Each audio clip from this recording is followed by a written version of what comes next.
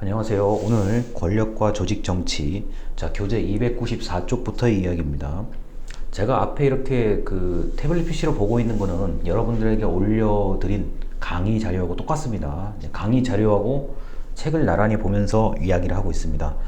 자, 이제 우리가 이번 강의를 포함해서 다음 주에 한 번만 더 하면은 사실상 이번 학기 조직 행태로는 모두 다 종강입니다.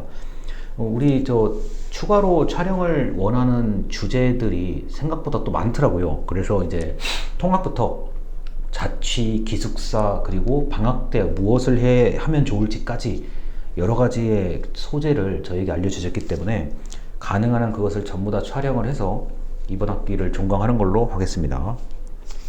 권력과 조직 정치인데, 권력은 굉장히 오래 전부터 정치학에서는, 그리고 실질 정치, 실무 정치에서 너무나도 중요한 핵심이라고 할 수 있습니다.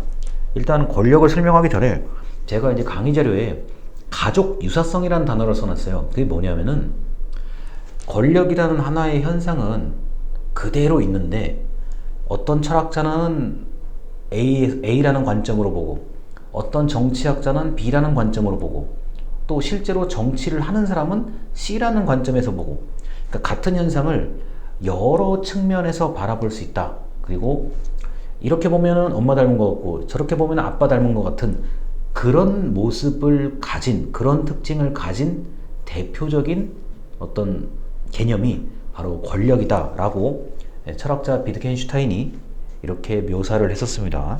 자, 그래서 권력은 가족 유사성과 같은 특징이 있다 라고 여러분들이 어디 가서 혹시라도 뭐 권력이 뭐냐라고 질문을 들으신다면, 권력은 가족 유사성이라는 뭐 특징을 가지고 있습니다, 이렇게 얘기를 하면 여러분들이 굉장히 많이 알고 계시는 겁니다. 제가 보기에는요. 자, 우리가 일반적으로 권력이 뭐냐고 물으면 294쪽에 두 번째 문단입니다. 자, 관료제를 잘 소개한 베버의 이야기가 많이 그 권력의 개념으로 이야기되고 있습니다. 권력은 한 행위자가 다른 행위자의 저항에도 불구하고 자신의 의지를 관철시킬 수 있는 가능성이라고 합니다. 자, 제가 강의 자료 이렇게 써놨습니다.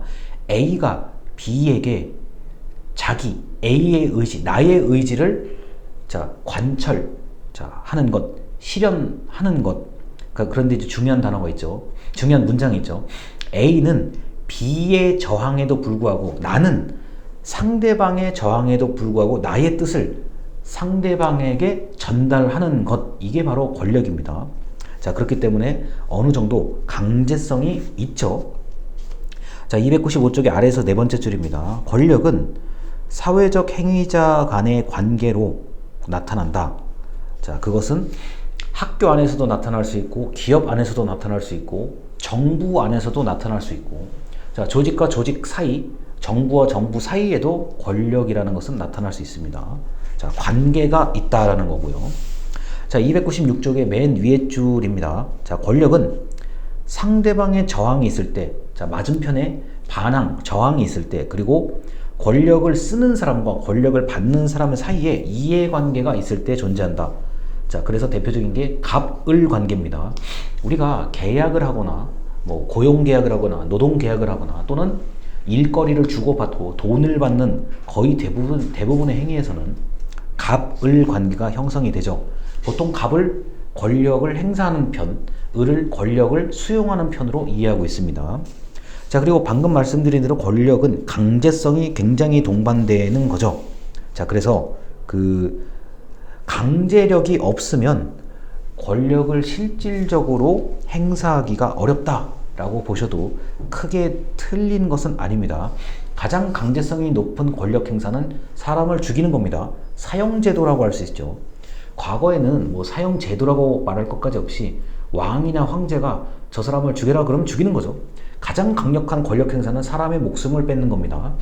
그리고 이제 우리가 이제 가장 강력한 또 권력 행사라고 한다면, 뭐 벌금, 과태료 또는 징역형, 뭐 이런 것들이 상당한 강제성을 가지고 있는 거죠. 자, 그래서 이 권력과 권위가 또 좀 섞일 수도 있는데 297쪽의 아래서 두 번째 문단입니다. 권위란 조직의 규범에 따라서 정당성이 인정된 것. 자, 막스 베버, 우리 관료제를 말씀하신 베버라는 철학자는, 자, 관료제는 합법적 권위에 따라서 움직여야 된다라고 얘기를 하죠. 권위라는 것은 공식적인 의미가 좀 더 담겨 있습니다. 자, 298쪽에 표를 보시면은 권위와 영향력을 비교를 해놨는데, 이게 이렇게 딱 그어지는, 구분되는 개념은 아니에요. 그런데 권위라고 한다면 일반적으로 공식적으로 인정된 것을 권위라고 얘기를 하고, 영향력은 다소 비공식적인 것이라고 얘기를 할 수 있습니다. 자, 이 권위와 영향력과 권력이 이게 좀 어슴푸레하게 연결이 돼 있어요. 그런데 우리는 이제 일반적으로 가장 공식적으로는 권위라고 얘기를 하고, 보이지 않는 곳에서도 권력은 있고 보이는 곳에서도 권력은 있습니다. 권력은, 자, 영향력과 권위와 어슴푸레하게 연결되어 있는 개념이라고 보시면 돼요. 자, 그리고 이 권력은 의존적 특성이 있다고 얘기를 하는데 299쪽입니다. 중간에 의존적 함수로서의 권력, 자, 어려운 말 생략하고요. 거기 이제 다렌도르프라는 학자 이름이 나옵니다. 자, 이 다렌도르프라는 학자는 강요와 합의가 이 권력에서 중요하다고 보는 겁니다. 자, 개인이나 집단이 우리의 이익과 가치에서, 자, 차이점이 있다는 것을 강조하기도 하고, 서로 우리의 이익과 가치가 같은 거다라고 하는 유사성을 강조하는 방식들이 있습니다. 자, 그래서 이 차이점과 유사성을 강조하다 보면은, 야, 우리는 저 사람들하고는 다른 집단이야 라고 뭉쳐지면서 권력이 만들어지는 경우도 있고, 야, 나 혼자는 좀 부족하니까 나하고 생각이 같고 이해관계가 같은 우리 다 모여봐봐. 자, 유사성을 가지면서 권력을 가지게 되는 이런 일들이 있죠.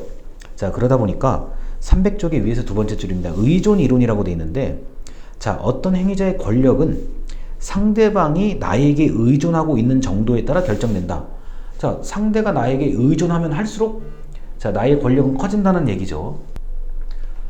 중간에 전화가 와서, 자, 영상을, 자, 끊었다가 다시 시작합니다. 자, 300쪽 의존 이론부터 다시 설명을 해드릴게요.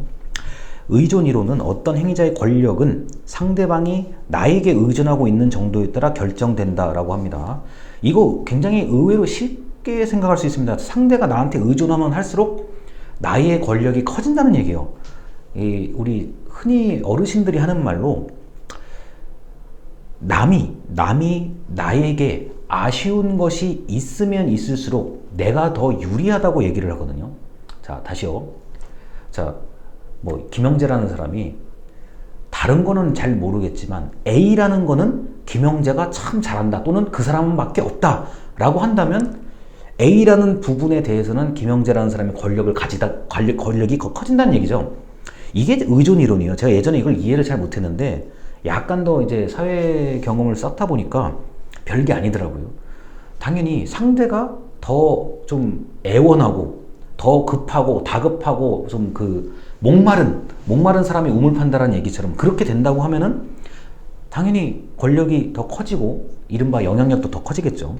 여기서 말하는 그러니까 자원 의존 이론, 사실 이게 지금 자원 의존 이론이라고 볼 수도 있고, 우리 저 강의 자료에 보면 기능 의존이라고 볼 수도 있어요.